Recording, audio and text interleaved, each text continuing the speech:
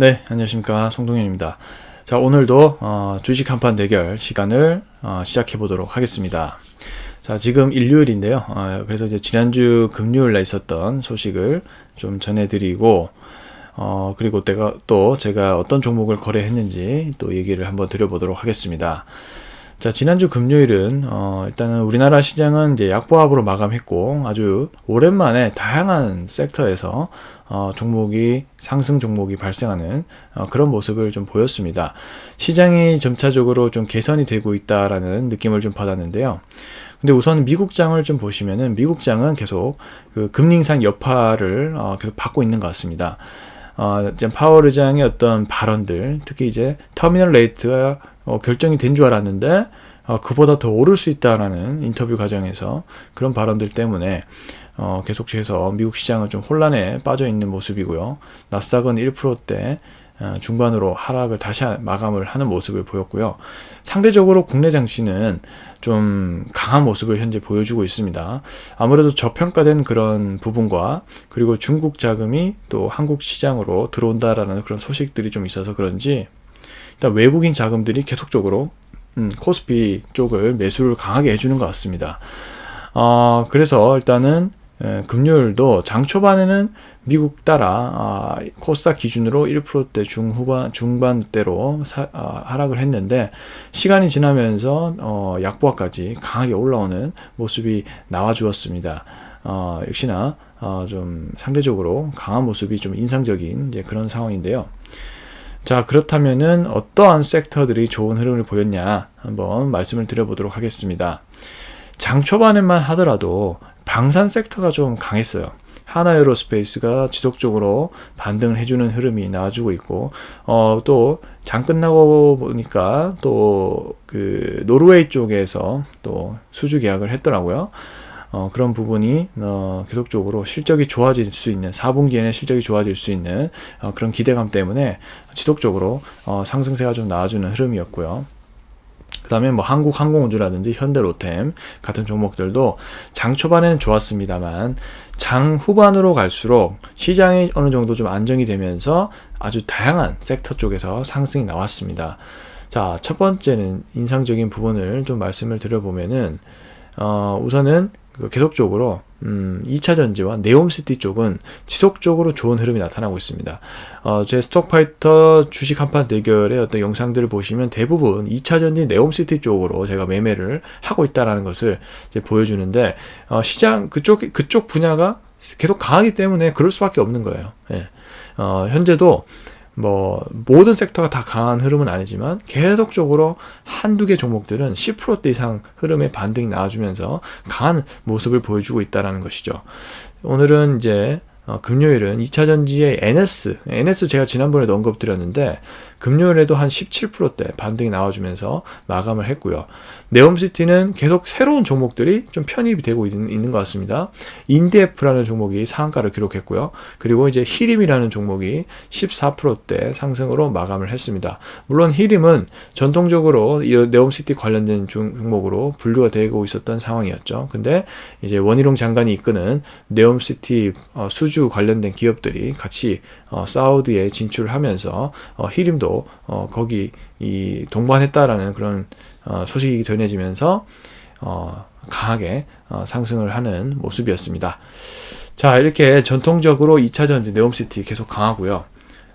또 금요일에는 아주 특별한 오랜만에 좋은 모습을 보인 섹터가 있었는데 바로 중국 소비재 쪽입니다. 자, 중국에서 현재 제로 코로나 정책을 활용을 하고 있잖아요. 근데 이 부분이 완화될 수 있다라는 기대감에 오랜만에 화장품 섹터가 반등을 하는 모습을 보였습니다. 아모레퍼시픽이 12%대 강세를 보였고요. LG생활건강, 한국화장품 제조, 그리고 이천불, 그 다음에 코스맥스 이런 종목들이 대체로 상승하는 모습을 좀 보여주는 아주 특별한 오랜만에 모습이었고요. 거기에 이제 그쪽을 따라오다 보면 관광 쪽도 이제 좋은 모습이 나타나겠죠. 그래서 롯데 관광개발이라든지 카지노 주인 GKL 같은 종목들도 반등세가 나타난 것이 또 오랜만에 보여지는 모습이었고요. 그리고 메타버스 관련된 종목들도 또 오랜만에 반등하는 흐름을 보였습니다. 바로 이제 삼성이 의료용 가상현실 기기 전파 인증을 받았다라는 소식이 있었는데요. 뭐 그 소식 때문에 메타버스 관련된 전반적으로 종목들이 좋은 흐름이 나타났던 것 같습니다. 대표적으로만 말씀드린다면 뭐 APS 홀딩스, 그리고 선익 시스템, 그리고 코세스라는 종목이 있거든요. 이 종목들이 좋은 흐름이 나타났고요. 그리고 LG 쪽에서도 오랜만에 좋은 소식이 나타났습니다. 애플이 애플카 TF를 공식적으로 출범하겠다라는 소식이 전해지면서 LG전자, LG노텍, 현우산업 같은 애플카 관련된 기업들이 대체로 반등을 해주는 모습이었다라고 정리를 해볼 수가 있겠습니다. 자, 한 4가지 섹터 정도로 말씀을 드려봤는데요. 자, 그렇다면 저는 어떠한 종목을 거래를 했을까요? 첫 번째는요, 인탑스라는 종목을 보도록 하겠습니다. 자, 인탑스는 이 삼성그룹 내에서 아주 오랜 이제 IT, 스마트폰 쪽의 협력사였죠. 그렇지만 이제 인탑스가 굉장히 이 회사가 뭐 재무 관리라든지 이런 부분을 굉장히 잘 해왔던 기업이라서 신사업으로 현재 로봇 사업을 진출하고 있는데 아주 순현금이 굉장히 많은 기업이고요. 그래서 이제 그리고 또 기술력도 워낙 좋아서 이런 기술력을 바탕으로 로봇 사업에 진출해서 베어 로보틱스라는 기업의 서비스 로봇을 만들어주고 있고 판매도 해주는 그런 상황입니다. 그래서 이제 이 로봇 쪽에서 매출이 다시 한번 성장하고 있는 그런 모습을 이제 보여주는 것이 바로 인탑스의 어떤 매력적인 부분이다라고 볼 수가 있겠는데요.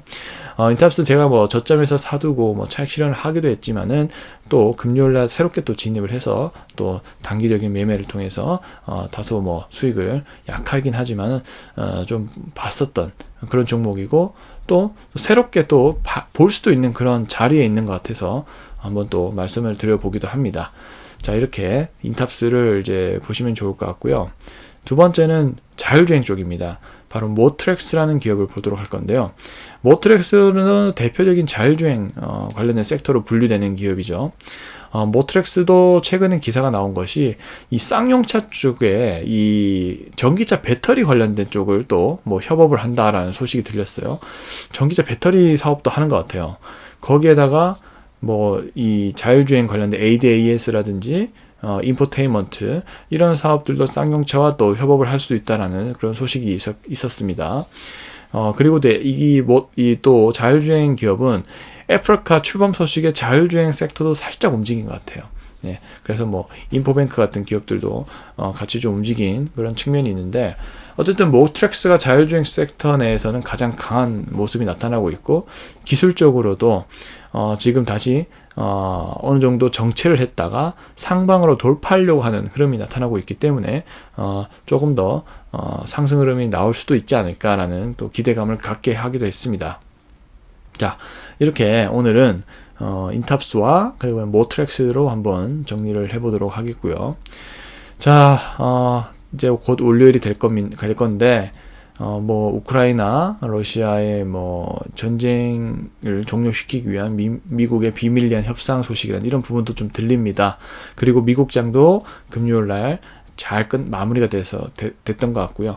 자, 그래서 월요일 날도 좀 좋은 시장이 계속적으로 좀 연출됐으면 좋겠습니다. 자, 중간 선거도 이제 얼마 남지 않은 상황이었고요. 자, 그래서 조금 중간 선거 이전에 조금 더 흔들릴 수 있기는 한데 어쨌든 월요일 날은 미국 시장이 좋았고 그 다음에 국내 증시에도 또 좋은 좀 소식이 있을 것 같아서 한번 상승 흐름으로 잘 연결됐으면 좋겠습니다. 자, 저는 또 월요일 날 그 스톡파이터의 주식 한판 대결로 돌아오도록 하겠습니다. 감사합니다.